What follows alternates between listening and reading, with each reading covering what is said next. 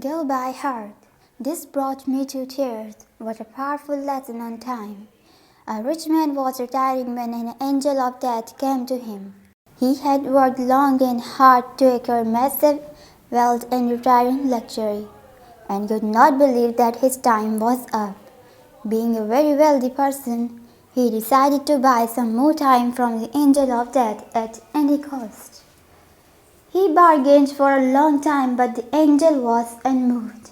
Desperate, the rich man made the last proposal to the angel. Give me just 1 hour of my life, so that I could admire the beauty of the earth for the last time and spend some time with my family and friends, whom I haven't seen for a long time, and I will give you all of my wealth. But the angel refused again. Finally, the man asked if the angel could give him at least 1 minute so that he could write a goodbye note. His wish was granted, and he wrote a note.